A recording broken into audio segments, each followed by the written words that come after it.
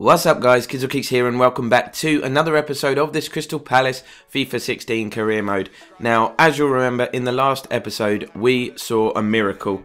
Berahino finally grabbed himself a goal. It was put on a plate for him by Hugo Lloris, but he didn't waste the opportunity, and hopefully now he can go on to get a few more. But we face Bournemouth here. You can see it's a little bit of a rotation side. Fixtures coming thick and fast. Dele Alli, Munir, Bamford all getting a start where they wouldn't probably normally. Joe Gomez is in there as well, but you can see Stephen Fletcher starting up front for Bournemouth. They've got Christian Atsu on the wing as well. He's obviously going to cause us a few problems with his pace, but it's a game we're expecting to win against the newly promoted side. We come forward early doors. You can see Patrick Bamford actually showing a little bit of liveliness. Gets the ball, goes around the keeper, puts the ball in the net, but unfortunately the flag did go up quite early. But Bournemouth, they weren't here to lie down. They weren't here to take a point. They certainly went forward attacking, trying to win the game themselves. And Atsu, we knew would cause us some problems. He cuts inside. Thankfully, Joe Gomez manages to block his effort, which looked like it was heading into that far corner. But they come forward again. You can see inside the 20-minute mark still. The ball is put into the box by Matt Ritchie, finds Gosling. It's a good save from Butland, palms it up in the air,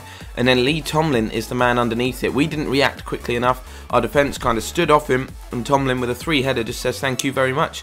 Puts Bournemouth one ahead. I'm not sure if Butland could have done a little bit better, maybe parried that over the bar or even further away from danger, but he did punch it a good 15 yards or so. Well, 15 yards might be an exaggeration, but he did get a good height on the punch, so really disappointed to be conceding there. But we come forward shortly afterwards. Joe Gomez looking to break down the left, cuts inside onto his weaker right foot, tries to get it back onto his left. He does so, but unfortunately the finish is one that you'd probably come to expect from a defender, straight down the throat of the goalkeeper, who actually was having a very decent game for Bournemouth, just mopping everything up. You can see Munir here, one-on-one with the goal on his stronger left foot, and Boric with another fantastic save, again showing all of his experience there. Munir just tried to bend it past him into that far corner, and it actually comes off like I don't know, his bicep almost, as he makes the save, a crucial save to keep Bournemouth in front. But just before half time we got one more effort. Patrick Bamford cuts in onto his left foot. He'd been lively all game, which is surprising considering he's had very little first team action. We weren't really sure whether he'd cut it at this level at the moment, but he cuts inside onto his left foot, smashes the ball past Boric to bring us level right on the stroke of half time. So now it's all to play for. It's anyone's game. It's been very evenly contested so far. And Bournemouth, they were playing a bit of a possession game. You can see taking one too many chances at the beginning of the second half. Bamford nearly managed to capitalise on a bit of casual play from Boric. His first touch was poor and he was just a bit slow in getting the ball away. But the ball's played down the line here. We thought that was going out. Atsu manages to keep the attack alive with his pace, puts in a first time cross. Our defenders have switched off. Absolutely schoolboy defending there. Brilliant ball in from Atsu, and Stephen Fletcher, you know what he's like in the air. He's not going to miss those, and he heads the ball past Butland, who had no chance.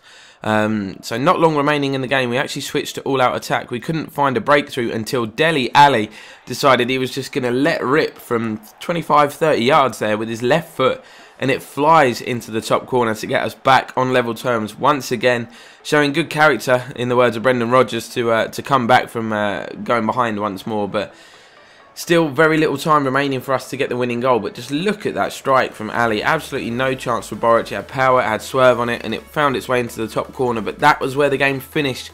We couldn't go on to get a winner. Neither could Bournemouth. And probably, all in all, a draw was a fair result. But as you know, we're into the second half of the season now. We're in that time of year where the snow is falling. And we're going to play our first game, I think, in the snow, as we take on West Brom at the Hawthorns. Berahino's old club, of course. So high stakes for him personally, but West Brom, decent side. James Morrison, Craig Gardner, James McLean, Sessegnon and Rondon. I don't know if any of you watched Chesnoid's career, but Rondon seems to score every game against him. But here's our lineup. Berahino obviously coming back into the side. Jason Punchin coming back in as well, and it's pretty much a more solid side, less of a rotation team. Jamie Vardy can count himself a little unfortunate to be on the bench. He has been in decent scoring form recently, but with Berahino obviously grabbing his first goal, we're going to try and capitalise on that momentum. But as you can see, West Brom take a very early lead. The ball was played through. Again, the defending is shocking. Everybody switched off, and Rondon had about 20 yards of space just to run in behind the defence. but still, that was a superb finish on his left foot, just guiding the ball past Butland again, who had little chance with a one-on-one into that bottom corner. So we find ourselves behind early doors, and again, we're going to have to find an equaliser. We've put ourselves in that situation so many times this season when we've gone behind and having to sort of get something out of the game from a losing position. It makes it very, very difficult for ourselves. You can see James McCarthy there having the James MacArthur rather having the effort there that deflected wide. And speaking of deflections, Pap Soiree decided to have a go from 25 yards. The ball took a wicked deflection off Johnny Evans. Foster had already committed himself to the shot, and it agonisingly, quite slowly, crept in over the goal line. Berahino tried his best to actually snatch the goal. I think he would have been offside, so I'm glad that he, as you can see, didn't get a touch on it before the ball crossed the line completely. But 1-1, half hour gone, and we're on the ascendancy now. You can see Jason punching into the box, brought down by Johnny Evans, who was having an absolutely shocking game defensively. He's deflected the ball into his goal, and now he's given away a penalty. So Schoolboy has got the opportunity to put us ahead for the first time in this game, which he does, sending Ben Foster the wrong way. He's been very, very clinical from that penalty spot. We've had quite a lot of penalties this year. I think it's because of the way we play. Obviously, we've got some very, players that are good at dribbling, and we attack down the wing, cut inside. Jason Punchin obviously winning the penalty, getting himself into the right areas in the box, and the defenders just can't resist the challenge. They commit themselves, and the referee was left with little choice on that occasion but to point to the spot. But just before half time, West Brom have the amazing opportunity to get themselves level, and I don't know how James Morrison, 6 yards out, nobody near him.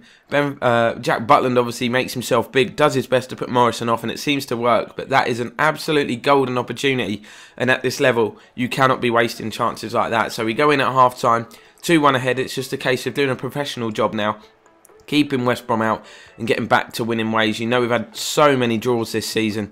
That is where the majority of our points have been dropped. Had we turned them into wins, we'd be right up there, even more than we are already, obviously, knocking on the door of that Europa League spot. But Wilfried Zaha, who hasn't had the best of times this season, he's done some good things, done some not so good things, and that one falls into the latter. Really should have wrapped the game up there, not long remaining. If he'd have finished that, we would have surely gone on to get all 3 points. We still might, of course. Schoolboy hitting an effort there from 38 yards, forcing Foster into a save. But West Brom going to have one last opportunity here as we move into the last moment of the game. It's James McLean getting down that left-hand side, cuts inside, decides to shoot when there were players perhaps in a better position to take the shot, but he was greedy and selfish. Fortunately for us, the shot straight at the hands of Butland, who gathered the ball with ease, and we managed to come away from the Hawthorns with a very, very good and well-fought 3 points. But tricky game again now. We welcome Liverpool to Selhurst Park. Liverpool, obviously, they hadn't had the best of starts to the season. If you remember, they were in and around the relegation zone a lot at the beginning of the season. As you can see, shaking up with the side again. Jamie Vardy coming back in. Berahino drops back down to the bench. Munir coming in for Saha. Obviously, Joe Gomez against his parent club is not going to be involved. But you can see the team from Liverpool. Julian Speroni this time on the bench. He, of course, played in the reverse fixture. Christian Benteke also on the bench as well, probably surprisingly, with Firmino as well. So very, very strong bench for Liverpool. But we come forward early on in the game. Schoolboy on that left-hand side. It wasn't that best opening 45 minutes of football, which is why that managed to make the highlight reel. That shot going a good, probably 10-20 foot over the bar. But the one chance we do create, the referee blows the final whistle as we're through on goal. Sinclaven just slipping it through to Jamie Vardy right on the stroke of half time, and the referee says that's enough. I don't blame him. It was an absolutely shocking 45. So moving into the second half, and we hope, well, it can't really get much worse, so it's definitely going to be better. You can see Castan there having the effort from a free kick from distance, testing Butland. He tipped it over the bar, but Liverpool worked the ball really well. Firmino coming on, sliding the ball through to Sturridge, forced a very, very good save from Jack Butland. But we had chances of our own. You can see just 25 minutes to go. Sinclaven linking up very well with Yannick Bolasie. Couldn't quite dig the effort out of his feet, and it was couldn't generate the power that he wanted to do so. So it was a simple save really for Mignolet. But Jamie Vardy showing what he does best, just pure work rate, running the channels, scaring the defenders. He does really well here individually. Plays the ball inside to Bolasie, who turns, spins and does that. What on earth was he doing? That looked to be a simple finish. Even if he just touched on one more, we had teammates arriving on the edge of the box that probably would have lashed that into the back of the net. But We really did take the game to Liverpool, especially in the latter stages of the second half. You can see we've got a free kick here. Berahino was fouled out wide, so Jason Puncheon going to whip this in with his left foot. We've seen these cause some problems. Again, Mignolet didn't really know how to deal with it. Saha goes down. No penalty, says the referee, but we continue to attack. We're deep into stoppage time now, so if we're going to score, we're going to have to do it with this attack. We're not going to get another opportunity. Jason Puncheon picks the ball up, picks out Wilfried Saha, who come on as a substitute, but Mignolet with a fantastic save with his feet, keeping the score at 0-0. But we have a corner. Mignolet punches it out. We're going to force the ball back in. We haven't got much time remaining. The ball sits up nicely for James McArthur, who smashes one from distance off the inside of the post.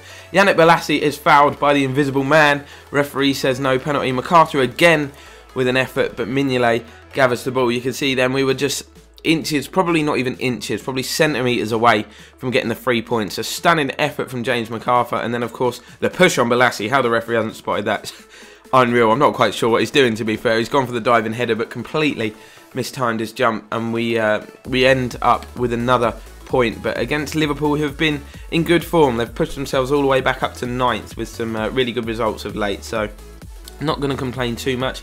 As you can see, looking at the league table, we're in 7th, but we're now 4 points off Manchester United in 5th with 10 games to go. So we've got a lot to do if we want to qualify for a European spot. Of course, we're exceeding expectations. They wanted a mid-table place. We're up there in 7th with the likes of, Arsenal just above us. We're above Liverpool. So we're doing all right for our first season. On Legendary as well, of course. But Chelsea go top. They've got a game in hand on 2nd place. Everton, City 3rd, and Spurs move up into 4th place. But we've got a long way to go. It should be an interesting end. So thank you very much for watching, guys.